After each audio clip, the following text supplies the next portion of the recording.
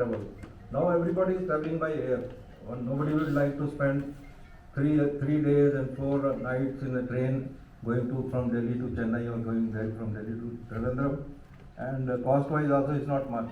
So people, a normal person can afford to travel by air. So that is the rising demand. And slowly we are going to have larger aircraft. Our infrastructure earlier was only for, say, Airbus 320. Earlier it was even less than that. We extended our runways for Airbus 320. But again, the airlines want to have bigger aircraft. So the present airfield, I cannot extend the runway unless it is all clear around. And you know, when the airport comes, there are so many buildings and marketplaces coming just in front of the airport.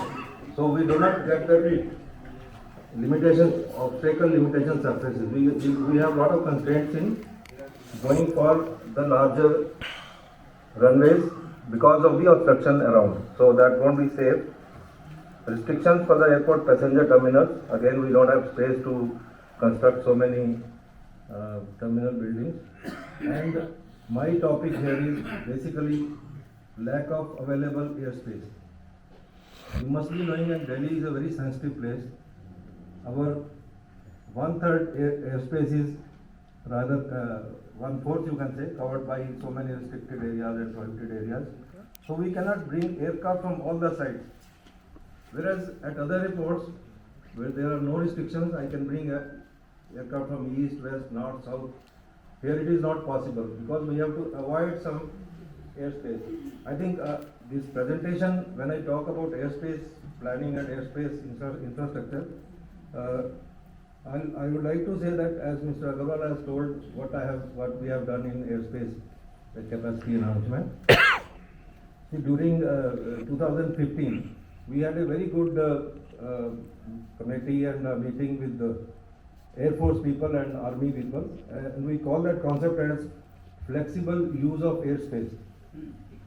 We have come up with more than 100 routes, 100 of tons of fuel, because the route has become short. Otherwise, there's route from one place going to Jaipur and then to other places like that. So now, with modern equipment, Mr. Agarwal is there.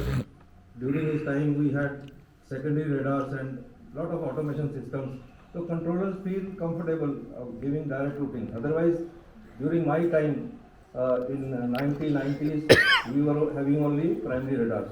So with primary radars, the controllers are not very, you can say, confident in giving the direct routing, and that was not possible also. So with increased traffic, we have come up with flexible use of airspace. That is one. CDRs. There are 3 types of CDRs. CDRs, one is Air Force tells us that night time you can take the airspace from us. The airline taking off from London or maybe some eastern side, they can very well plan their route, and they can fly direct from one point to the other point because they are all under radar surveillance. So we have introduced some more technical technologies like ADS-B, in which radar is not required. The aircraft is transmitting and the surveillance picture is coming on the radar scope. So with that, again, we are having more and more surveillance. So that is another thing.